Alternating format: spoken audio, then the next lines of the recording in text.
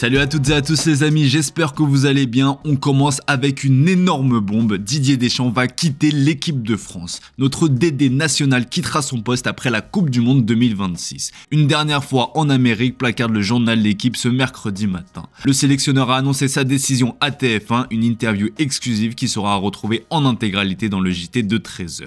Je suis là depuis 2012, je suis prévu jusqu'en 2026, la prochaine Coupe du Monde, mais ça s'arrêtera là parce qu'il le faut à un moment. Dans ma tête, c'est bien clair. On n'a jamais envie que ça s'arrête quand c'est une belle chose. Après, il faut savoir dire stop, a-t-il justifié. Le président de la FFF, Philippe Diallo, a confirmé le départ de Dédé dans les colonnes de L'Équipe et dans d'autres médias. Une annonce qui fait évidemment énormément de bruit dans la presse. Deschamps, un départ l'an prochain, lâche le Parisien dans son encart. Deschamps quittera les Bleus en 2026, relaye de son côté la Provence. Une chose est sûre, ce choix de Didier Deschamps a été mûrement réfléchi. Il a souhaité que sa décision et son cas personnel ne polluent pas la vie des Bleus en mars prochain. Il a donc décidé d'annoncer son choix plusieurs mois avant afin que son groupe ne soit pas impacté.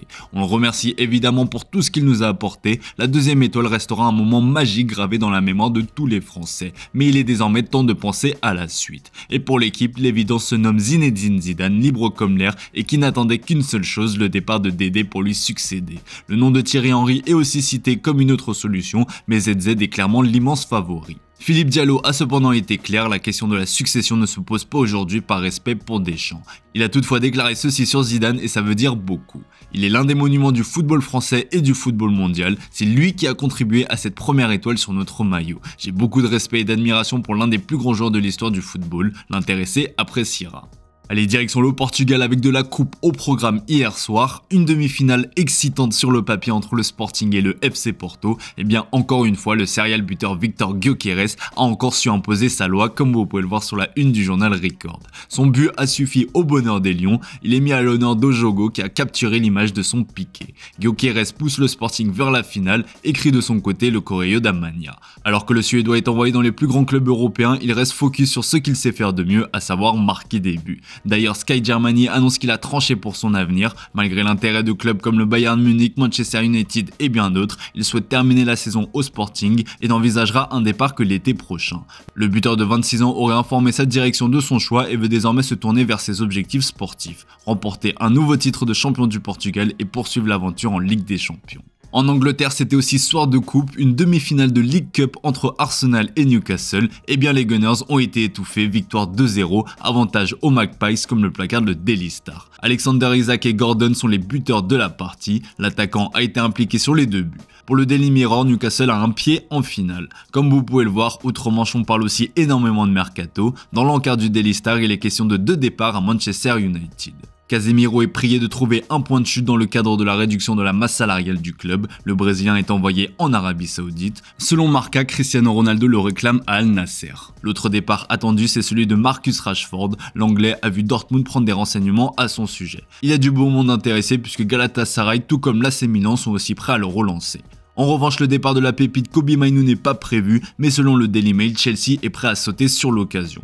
Le milieu de 19 ans est actuellement en discussion pour renégocier son contrat qui court jusqu'en juin 2027. Il voudrait un salaire conforme à son nouveau statut de titulaire. Mais comme expliqué, Manchester United tente de réduire sa masse salariale. Mainoo estime pouvoir obtenir de meilleures conditions ailleurs et surtout, il serait préoccupé par l'avenir sportif du club.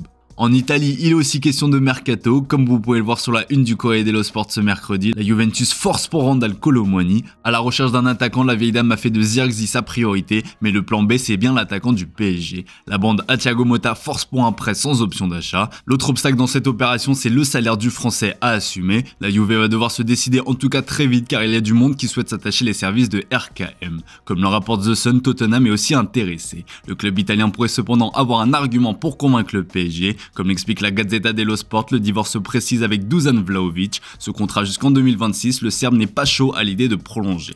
Les deux parties ne sont pas d'accord d'un point de vue salarial. Et pour éviter un départ libre, la Juve est prête à se séparer de son buteur cet été, voire cet hiver en cas d'offre intéressante. On sait que le PSG recherchera un attaquant en cas de départ de Kolo Muani et Vlahovic a déjà été lié au club parisien par le passé, affaire à suivre. Allez, on termine ce tour de la presse sportive en Espagne où rien ne va au Barça. Les conséquences de l'affaire Dani Olmo sont dramatiques tant d'un point de vue économique, sportif ou encore humain. Sport évoque des tensions en Arabie Saoudite à quelques heures de la demi-finale de la Supercoupe d'Espagne face à l'Athletic. Comme vous le savez, Dani Olmo et Pau Victor ne sont toujours pas inscrits. Toutefois, ça pourrait rapidement changer puisque selon la Cadena Ser, le FC Barcelone devrait obtenir la réinscription des joueurs de la part du Conseil supérieur du sport espagnol à titre conservatoire. Mais cette affaire laissera des traces. Comme le relay Sport, le capitaine Rafinha a été l'auteur d'une sortie remarquée.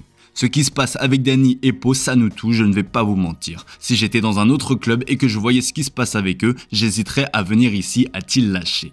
Une sortie qui a rendu fou de rage Joan Laporta. Le président barcelonais a pris le joueur entre quatre yeux pour une remontrance longue d'une bonne minute sous l'œil d'une caméra indiscrète qui a saisi la scène. Clairement, ce n'est pas la meilleure manière de préparer une demi-finale. Bon, à Madrid, ça ne va pas forcément mieux. Comme le relaie Le Mundo Deportivo, la suspension de Vinicius Junior fait scandale. Le Real Madrid espérait de la clémence pour sa star, expulsé lors du choc à Mestalla face à Valence après son altercation avec le portier Dimitrievski. Le joueur s'en tire finalement plutôt bien puisqu'il n'écope que de 2 matchs de suspension. J'imagine que vous avez tous vu les images du Brésilien foudrage contre l'arbitre, mais heureusement pour lui, ce dernier n'a pas qualifié sa réaction d'agression. Vinicius Junior purgera ses 2 matchs de suspension en Liga et pourrait donc jouer la Supercoupe d'Espagne en Arabie Saoudite. Voilà les amis, c'est tout pour ce matin, merci pour votre fidélité, bonne journée à vous. Comme d'hab, on se retrouve en fin d'après-midi pour le traditionnel JT Foot Mercato.